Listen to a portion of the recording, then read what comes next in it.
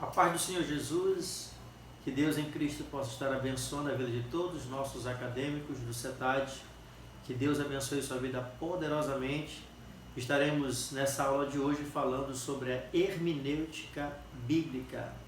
Isso mesmo, estaremos iniciando a aula de número 1 sobre princípios de interpretação bíblica. É o que trata essa disciplina. E por isso eu convido você a ficar atento a cada palavra, a cada ponto aqui do nosso slide, para que possamos então compreender de uma forma bem objetiva e clara essa disciplina, que é uma disciplina para algumas pessoas um tanto que muito técnica, mas particularmente para mim é uma disciplina onde eu gosto muito de estudá-la, como também poder contribuir no conhecimento dos nossos alunos, dos nossos irmãos, porque justamente a hermenêutica irá trabalhar o esclarecimento do texto bíblico. E vamos começar com a definição. Hermenêutica. Vamos então definir aqui o que seria a palavra hermenêutica, e por isso vamos para a questão da definição. Qual a definição dessa disciplina? A disciplina hermenêutica. A hermenêutica é a arte, a ciência de interpretar a Bíblia. É claro que no direito existe também hermenêutica criminal, várias áreas de estudos seculares existe a questão da palavra hermenêutica, porque ela está voltada para a interpretação. E a hermenêutica bíblica é a arte, a ciência de interpretar o texto sagrado.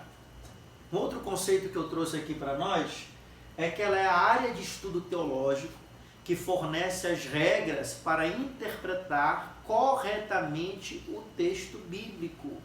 Estudar a hermenêutica é aprender algumas regras, é ter ferramentas em mãos para poder interpretar de forma correta o texto bíblico.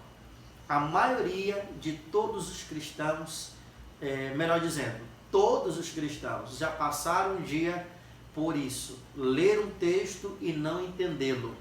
Ler um texto e não compreendê-lo. Isso é comum, principalmente quando você é novo na fé, você começa a ler a Bíblia, poxa, essa parte aqui eu não entendi, essa parte aqui eu não compreendi direito. É claro que à medida que você vai se familiarizando com o texto sagrado, você vai compreendendo a revelação de Deus. Mas quando nós aplicamos esse termo à pessoa que já tem um tempo na caminhada com Cristo, e ele não consegue ler, pastor, já leio a Bíblia há 10 anos, há 15 anos, já sou evangélico, já sou cristão há tanto tempo, e eu tenho dificuldade de entender o texto bíblico. Eu sempre costumo dizer uma coisa, e é claro que pode alguém não concordar comigo nesse momento. Não existe nenhum texto na Bíblia, nenhum sequer, que é um texto para nós não entendermos. Sabe por quê? Porque a Bíblia, ela é a palavra de Deus, como também ela é a carta de Deus a nós. Este livro é a voz de Deus, é a palavra de Deus, que foi escrita, que foi destinada a mim e a você. Então imagine, se a Bíblia é a palavra de Deus, se a Bíblia é a voz do Senhor, se a Bíblia é a carta de amor que Deus escreveu para mim e para você, como que Deus vai escrever algo para você e para mim, para nós não entendermos, para nós não compreendermos? É claro e evidente que existem muitos textos bíblicos que exigem uma apurada investigação. Existe justamente as regras de interpretação para você entender o texto sagrado. E com essas regras você vai dizer assim, agora eu entendi. Agora eu compreendi o sentido desta palavra.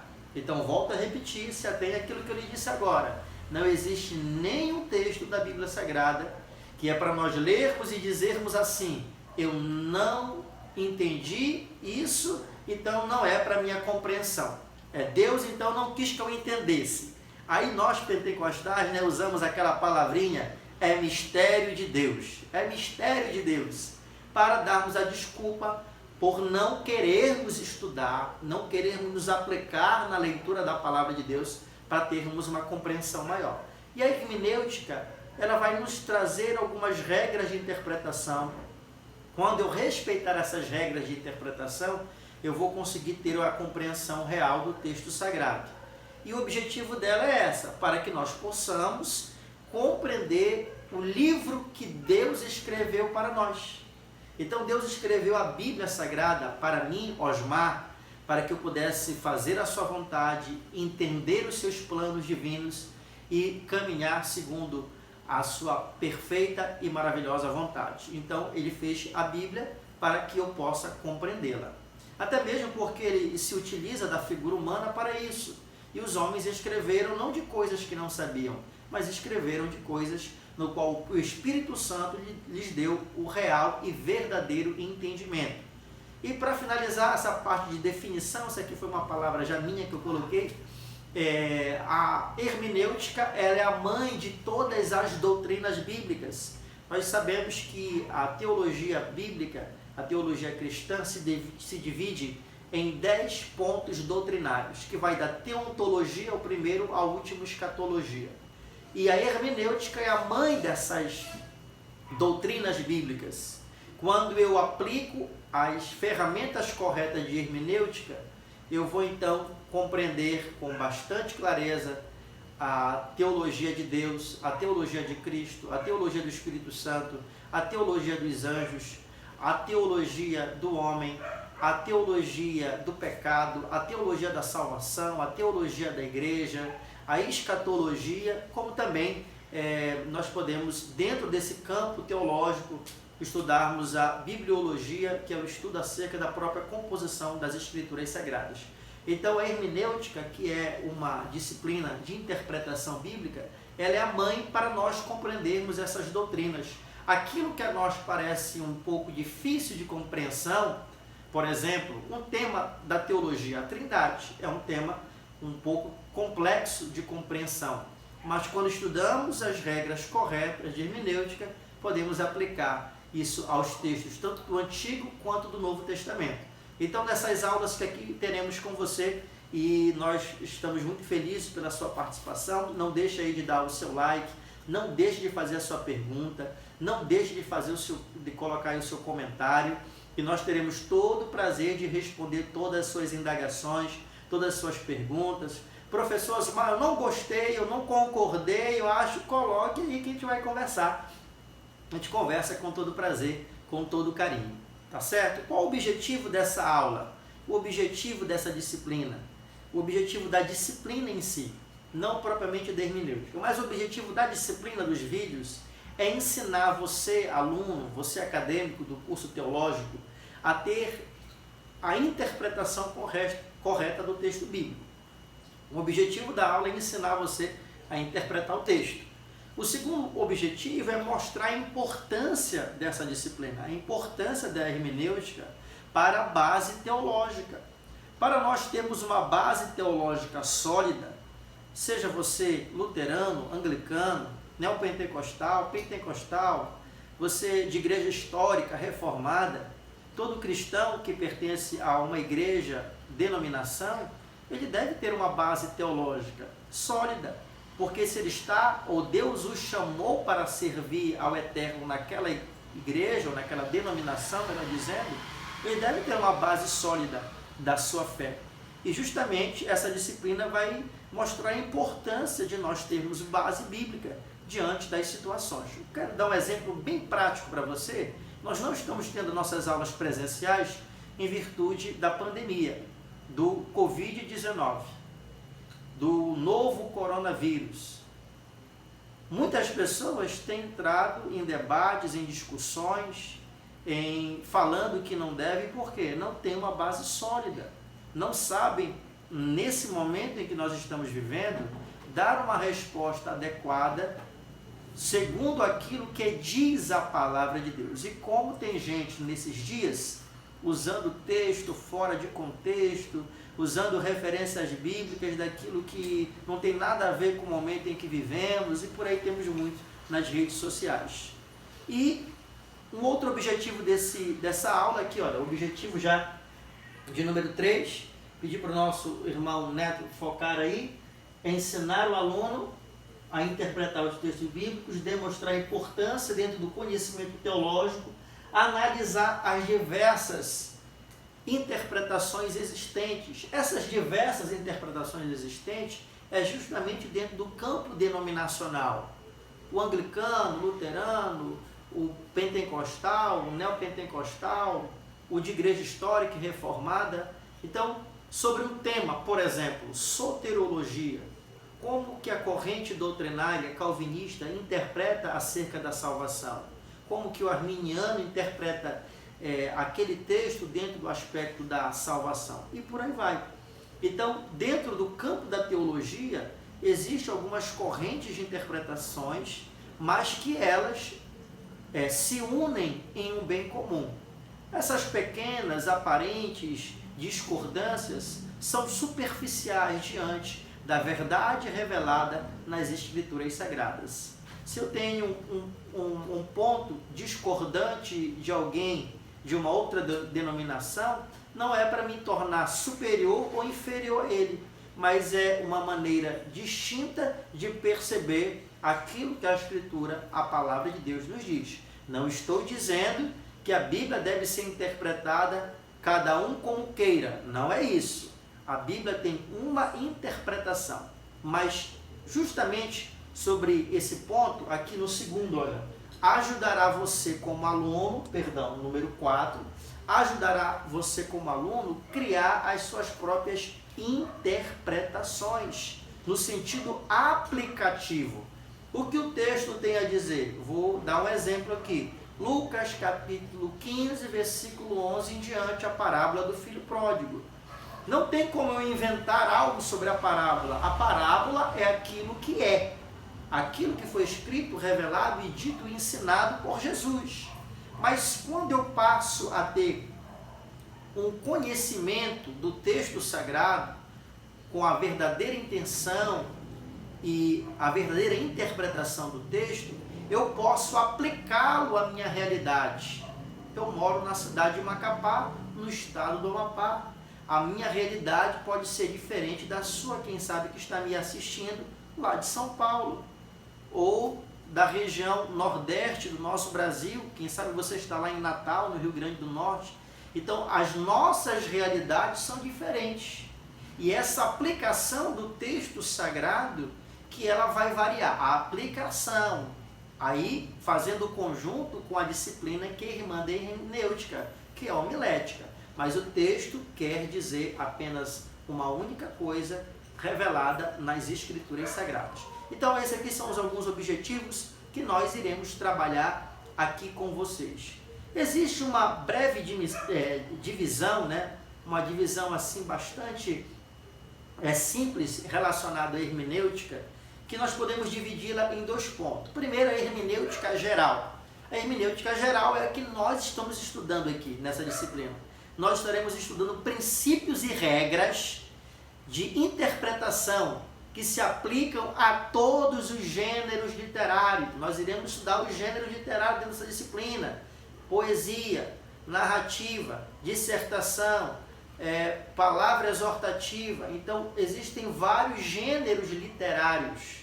Poesia hebraica, paralelismo e a hermenêutica geral, os princípios que nós iremos aprender pode ser aplicado a qualquer gênero literário. Eu acredito que dá para você enxergar aqui perfeitamente. A outra divisão da hermenêutica, já que estamos falando da divisão geral, então, logo, você que é tão inteligente, até muito mais do que eu, a hermenêutica específica, que é onde nós iremos trabalhar com a exegese.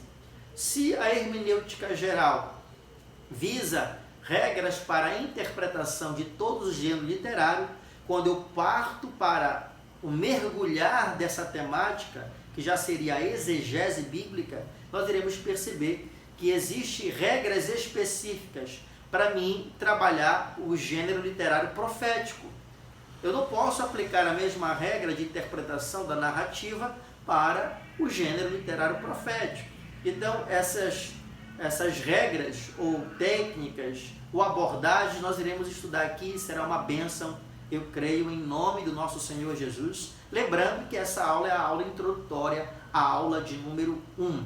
Tá certo, meus queridos? Eu tenho a certeza que por aqui todos nós temos compreendido de forma bem clara, de forma bem tranquila acerca dessa temática no qual nós estamos abordando. Então vamos então para aquilo que nos interessa, vamos então para o primeiro método de interpretação bíblica. E esse é um método bastante simples, é um método que qualquer pessoa pode aplicar, até mesmo uma criança que estiver assistindo esse vídeo. Se porventura tiver uma criança assistindo, você tesouro lindo de Deus, você pode aplicar essas regras para interpretar o texto bíblico, porque Deus quer falar através da sua palavra, não só com os adultos, com os idosos, com os jovens e adolescentes, mas também com as crianças. Então, o método de estudo indutivo é um método onde você vai fazer 5 perguntas para o texto para você tirar as verdades principais dele. Tá certo? Método de estudo indutivo. E você irá fazer 5 perguntas ao texto para você extrair as principais verdades contidas. É claro que essas perguntas, elas são feitas a uma porção de texto que nós chamamos de perícope, uma parte do texto. E nós iremos tomar como exemplo um texto daqui a pouquinho. Qual é a primeira pergunta, pastor Osmar? É quem? A primeira pergunta que você pode fazer ao texto, dentro do método de estudo indutivo, eu estou lendo aqui, quem? A palavra quem, ou pergunta quem, melhor dizendo, está relacionado a eu descobrir quem é o principal personagem do texto. Quando eu pergunto quem, eu estou visando, eu estou olhando para o texto, querendo identificar nele o seu principal personagem. A outra pergunta que nós podemos fazer ao texto é a palavra quando. A palavra quando está relacionado ao tempo. Quando isso aconteceu? Eu estou lendo aqui um texto, e quando isso aconteceu? E Jesus chegou em determinado local. Quando? Então a palavra quando está relacionado ao tempo. É uma pergunta onde você faz ao texto, e ela levará, muitas das vezes, você ler um capítulo anterior, que nós chamamos de contexto, para que você possa... Jesus fez isso aqui num sábado. Muitos textos trazem uma expressão de tempo. Então, se a pergunta quem está relacionado à pessoa, ao personagem, logo a pergunta de número quando estará relacionado ao tempo. Quando aquilo aconteceu? Foi de manhã, foi de tarde, foi de madrugada, foi de noite, foi num sábado, foi qual mês, qual ano? Então a Bíblia, ela conversa, ela fala conosco. Quando nós então começamos a perguntar a ela, a palavra de Deus, o que aquele texto está dizendo. A outra pergunta também é muito interessante, onde? Se quem é o personagem, quando é o tempo, a palavra onde está ligada ao local geográfico. Onde isso aconteceu? Na Galileia? Não, em Jerusalém. Não, foi no Rio Jordão. Em que parte do Rio Jordão? Então, a pergunta onde está se referindo ao lugar, aonde aquele episódio, aonde aquela narrativa aconteceu. Jesus se encontrou com a mulher samaritana. Aonde? No poço de Jacó. Onde ficava o poço de Jacó? Nós estamos estudando em outra turma, a disciplina Livros Históricos, por exemplo, e chegou na terra de Canaã. Onde era a terra de Canaã? Em que porção da terra ela ficava? Qual a localização geográfica? Então, quando está relacionado ao tempo, e logo onde está relacionado a pergunta onde, ao local geográfico. Ainda seguindo aí, são 5 perguntas, né? Estamos na pergunta de número 4. Como? A pergunta como, queridos, está relacionada à ação do personagem. Acompanhe comigo, se você puder, aqui, olha. Você pode observar algo dentro do método do estudo indutivo, que a pergunta como, ela vai estar muito ligada ao seu personagem. A quem?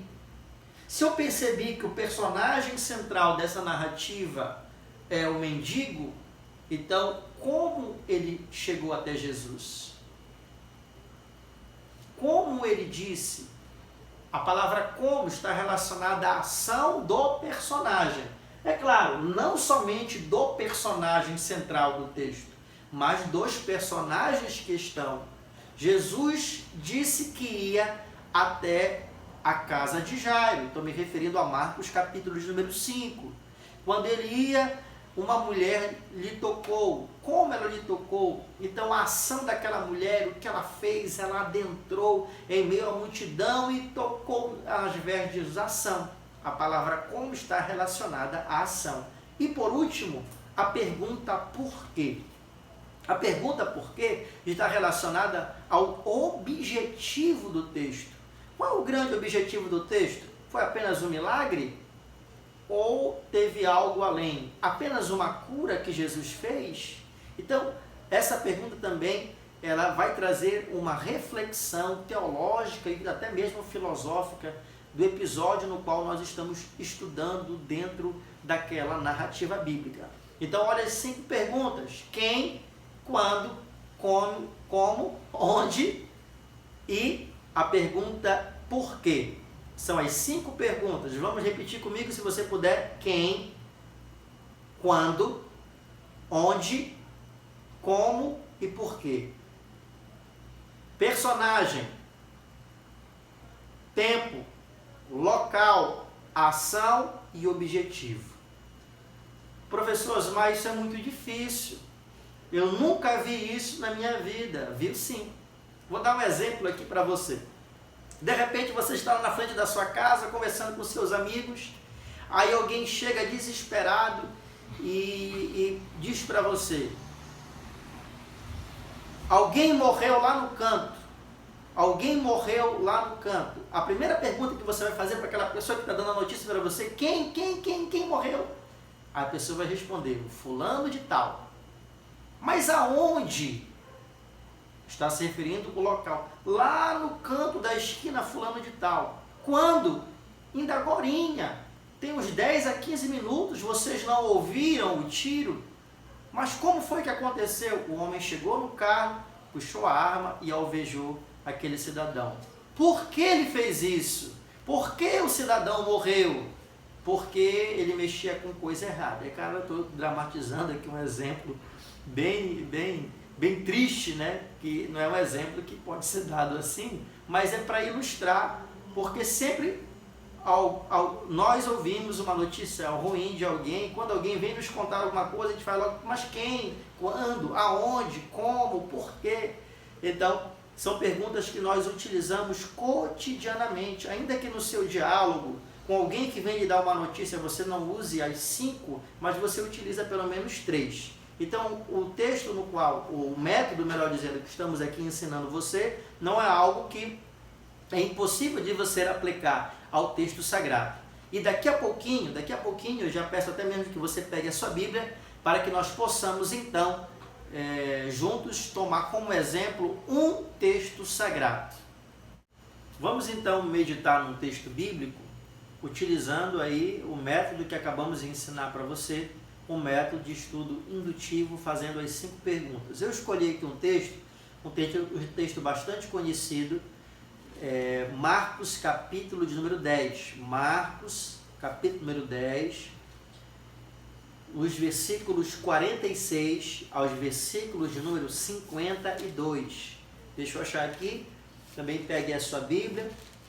Marcos capítulo de número 10, dos versículos número 46 aos versículos 52. Você notará aí na sua Bíblia, a maioria das Bíblias traz aí uma epígrafe.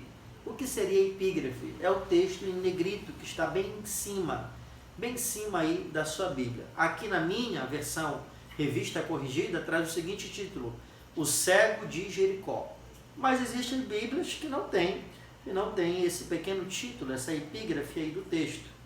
E nós iremos ler então essa porção bíblica que diz assim: depois foram para Jericó e, saindo de Jericó com os seus discípulos, uma grande multidão, Bartimeu, cego, filho de Timeu, estava sentado junto ao caminho, mendigando.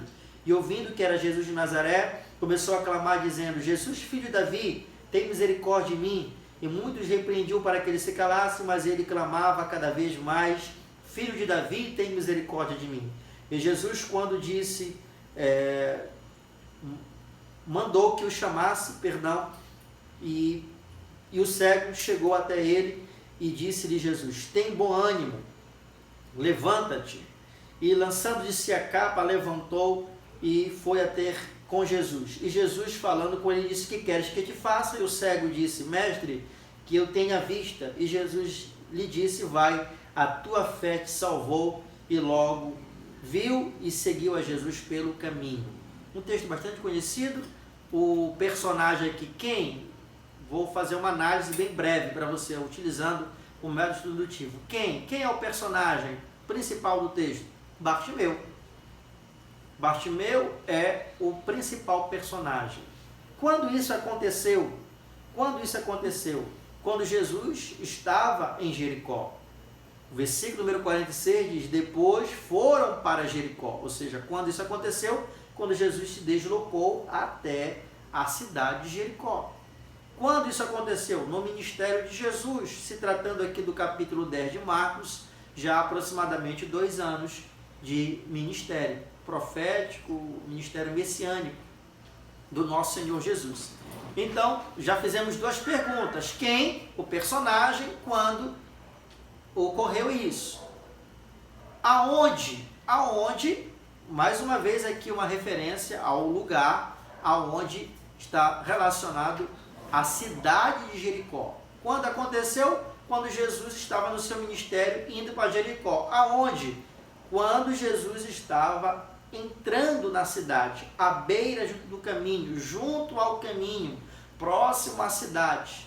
Como ocorreu o ápice do milagre do texto? Como isso aconteceu? Ele começou a clamar, ele era cego, ele não enxergava. Então, como ele chamou a atenção de Jesus? Clamando. E o texto nos diz que ele fez isso de uma forma específica, dizendo: Jesus, filho de Davi, tem misericórdia de mim. Olha como é importante nós extrairmos a ação principal do texto. Bartimeu reconhece a messianidade de Jesus, o chamando de rei. A expressão filho de Davi foi dita por Bartimeu e pela mulher cananeia. E ambos reconhecem a messianidade de Jesus, que de fato ele era o Messias, porque eles o identificam como filho de Davi, o rei segundo o coração de Deus. Por que Deus lhe curou? Ou por que Jesus realizou esse milagre? A maioria dos leitores vão apenas chegar na seguinte conclusão: é claro, porque aconteceu? Porque ele era cego, ele queria enxergar, ele queria voltar a ver, tudo mais. Só que existe um objetivo mais profundo do que propriamente a cura em si. Qual é o objetivo? Está no final do versículo 52. E Jesus disse: vai, a tua fé te salvou. E logo viu e seguiu Jesus pelo caminho. Olha, Jesus curou e disse: pode ir para sua casa. Vai, a tua fé te salvou. Mas ele não foi. O que ele fez? Ele seguiu Jesus. Então eu posso terminar a minha mensagem concluindo que todo milagre em si mesmo tem um objetivo maior de nós seguirmos Jesus. Ele estende a sua mão de graça, ele estende a sua mão de salvação para que nós possamos lhe seguir, para que nós possamos ser seus discípulos, para que nós possamos caminhar juntamente com ele e ele nos auxiliando na nossa caminhada. O milagre em si não tem um objetivo supremo relacionado a apenas ele voltar a ver. Isso é secundário dentro da revelação principal do texto, que ele seguiu Jesus. Olha só o que o texto diz: vai, a tua fé te salvou. Mas o texto diz que ele então seguiu Jesus pelo caminho. Então, o porquê Jesus curou aquele homem? Simplesmente porque ele pediu? Não, porque ele se tornou um seguidor de Jesus. Milagres, provisões, portas abertas, bênçãos, elas são temporárias, elas são passageiras, elas são temporal, mas a bênção da salvação, ela é duradoura, ela é infinita, ela é eterna, e quando nós a compreendemos, a graça do Senhor é revelada dentro dos nossos corações. Então é muito simples, você pode aí pegar qualquer texto. Aos alunos do CETAD,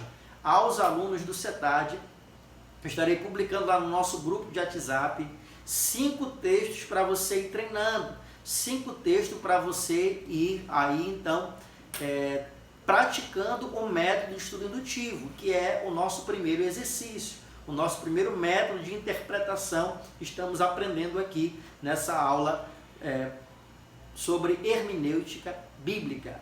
Mas alguém está dizendo assim, pastor Osmar, eu não sou aluno, eu não moro na cidade de Macapá, eu queria morar aí só para ser aluno do CETAD. Entre em contato conosco, deixe seu comentário, que nós teremos o prazer de auxiliá-lo e poder ajudar você a compreender bem melhor o texto sagrado. Amém? Vamos seguir aqui, lá no nosso material que os nossos alunos estão recebendo, alguns ainda receberão, nós traçamos ali 5 bloqueios.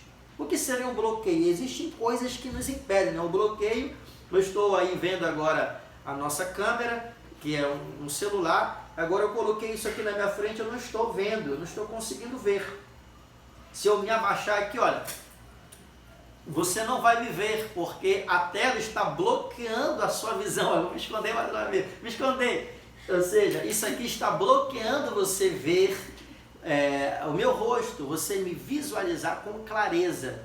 E existem alguns bloqueios, algumas barreiras que precisam ser vencidas. E a hermenêutica, ela vai trabalhar justamente abrindo esses cadeados, abrindo esses bloqueios que existem, e eu vou pontuar rapidamente eles aqui para que você possa entender como é importantíssimo nós estudarmos essa disciplina. Nós estamos apenas na aula introdutória. Quando nós formos estudar na aula que vem os 10 princípios de estudo hermenêutico, aí você vai lembrar desses bloqueios. Ah, é verdade, o professor Osmar falou do bloqueio A, B, C. Olha só, essa regra de interpretação me fez quebrar esse bloqueio que aqui existe.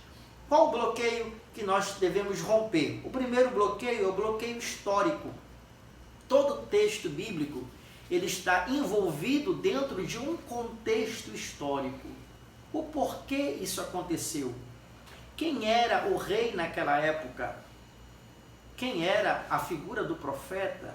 Então, nós não estamos fazendo parte, ou não fizemos, melhor dizendo, perdão, nós não fizemos parte da história original. Eu não estava lá, você não estava lá. Caso contrário, se você tivesse, você teria 1000 anos, 2000, 5000 anos de existência. Nós não estávamos lá, então existe um bloqueio entre o relato histórico que ocorreu e entre o fato de eu estar lendo para compreender o texto agora. E por isso é importante você procurar ler bons livros, tanto da teologia do Antigo quanto do Novo Testamento. Você que puder adquirir Bíblia de estudos, fazer videoaulas como essa, se matricular num curso teológico aí na sua cidade, você que não é da cidade de Macapá, aluno do CETAD, porque nós aprenderemos através de muitos livros fatos históricos que ocorreram no passado e livros que foram escritos por teólogos, por arqueólogos e que descobriram um fator histórico que nos ajudou muitíssimo para a compreensão do texto sagrado. Então, o primeiro bloqueio que há é o bloqueio histórico. Nós não estávamos presentes, nós não éramos testemunhas oculares dos relatos que ocorreram. E existem muitos textos, que são principalmente os textos narrativos, eles trazem apenas os principais pontos do evento ocorrido. Ele vai ali omitir alguns outros detalhes. Ali na narrativa bíblica, teremos apenas alguns detalhes do texto ocorrido. Vou dar um exemplo para você. Primeiro livro do profeta Samuel, o episódio de Davi e Golias. É claro e evidente que ali não temos todos os detalhes de como ocorreu aquela batalha. É descrito apenas os detalhes principais, que foi a vitória de Davi sobre o gigante Golias. Então, o primeiro bloqueio que nós precisamos vencer é o bloqueio histórico. E por isso, nós, aos alunos do CETAD, sempre indicamos bons livros de estudo para ter uma compreensão do fato que ocorreu naquela época. O segundo bloqueio é o bloqueio cultural. Brasileiros somos nós e temos uma cultura totalmente diferente da composição do texto sagrado. Quem escreveu a maioria dos textos foram judeus. A cultura judaica é totalmente diferente da nossa cultura. E por isso eu não posso interpretar a Bíblia segundo a minha própria cultura, como eu acho, como eu desejo ou como eu quero. Existe esse bloqueio e ele é inegável para a nossa compreensão do texto sagrado. Há um bloqueio cultural. Nós estamos aqui nos aproximando, amanhã, a comemoração da Páscoa. Olha, como eu tenho ouvido, agora estava ouvindo uma pessoa falando no Facebook sobre Páscoa, como aquela pessoa, coitadinha, tem conhecimento raso sobre o aspecto cultural dos judeus. Então, existe um bloqueio cultural. Vamos olhar um outro personagem do Novo Testamento, Lucas, que escreveu o Evangelho de Lucas e o livro de Atos dos Apóstolos.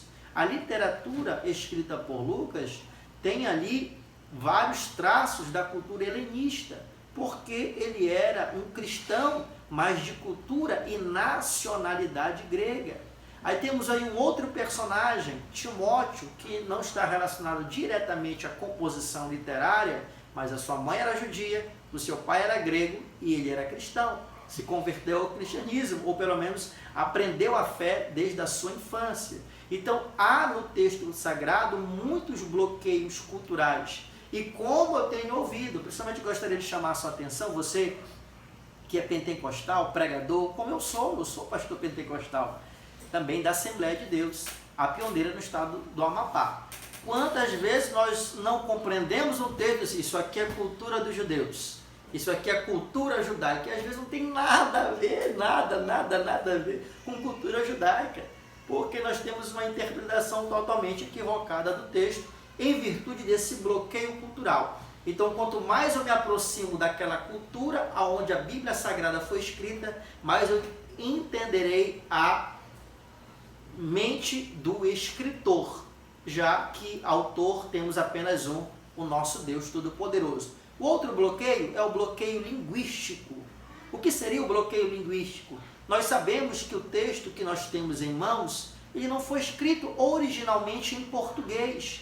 O Antigo Testamento em hebraico, com algumas porções de aramaico, e o Novo Testamento em grego, no grego koiné. Então há um bloqueio linguístico, porque nós não fomos educados na língua grega, no grego koiné, e nem muito menos aprendemos, ou desde a nossa infância, aprendemos o hebraico bíblico. Então haverá um bloqueio linguístico que precisa ser rompido. E é claro, esse bloqueio linguístico só se você aprender o hebraico e o grego.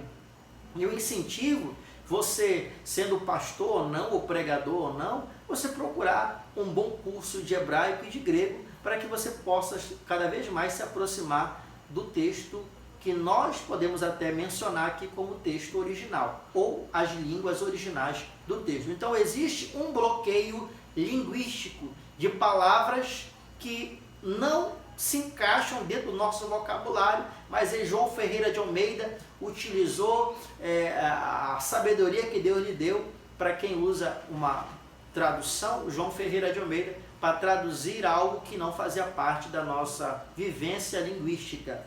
Um outro bloqueio que existe é o bloqueio filosófico. Nós somos ocidentais, brasileiros, ocidentais.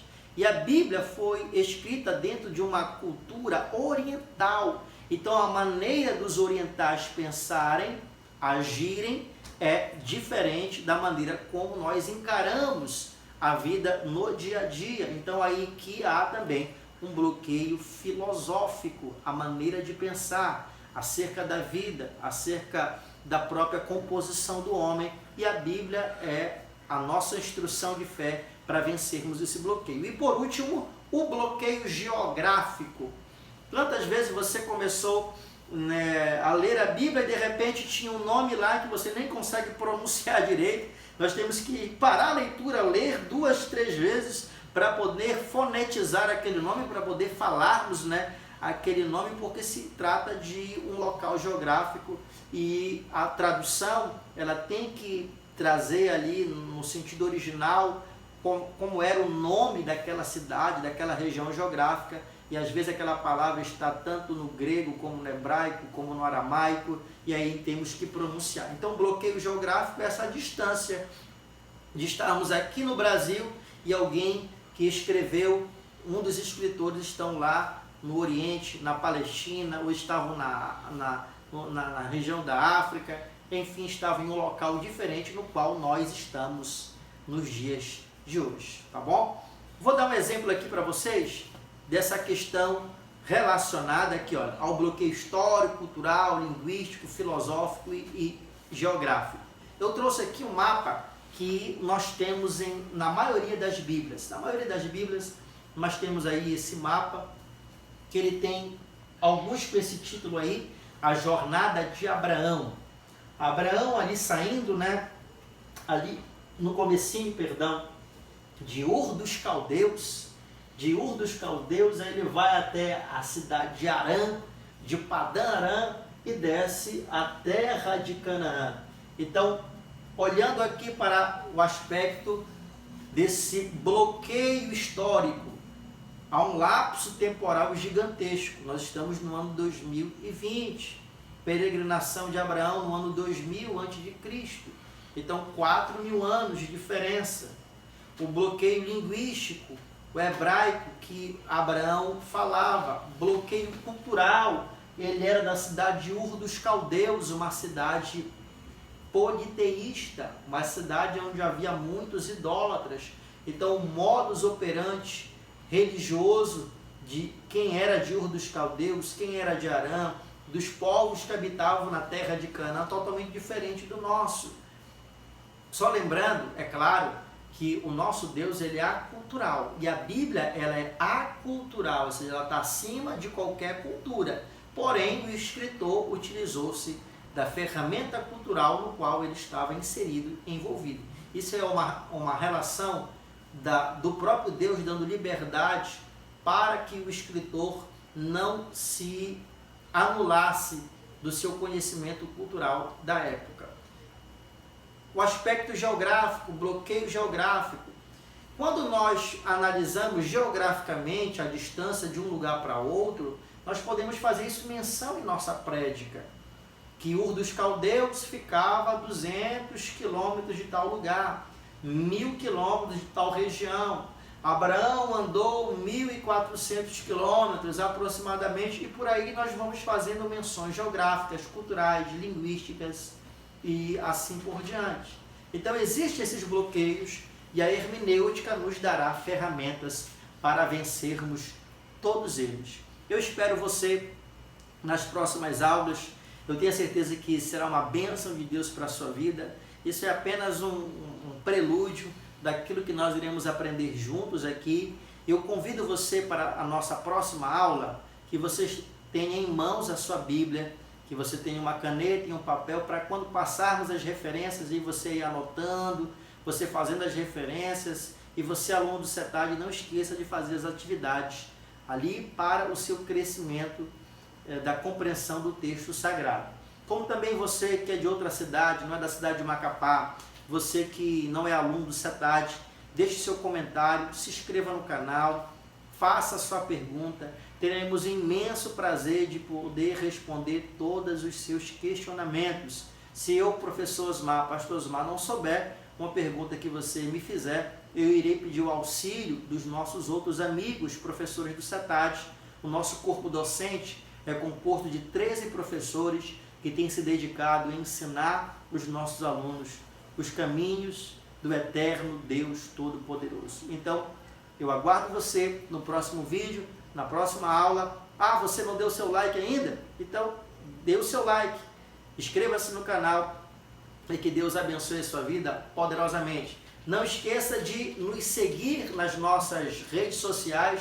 Eu vou colocar na descrição desse vídeo para você nos seguir ali nas redes sociais, no Instagram, para você nos seguir lá no Facebook, nas nossas redes sociais. Tá certo, meu querido amado irmão? Não se esqueça de inscrever no nosso canal e fique aí de olho nos nossos vídeos, outros vídeos de outras disciplinas, outras matérias, que será de bom proveito para o seu crescimento espiritual.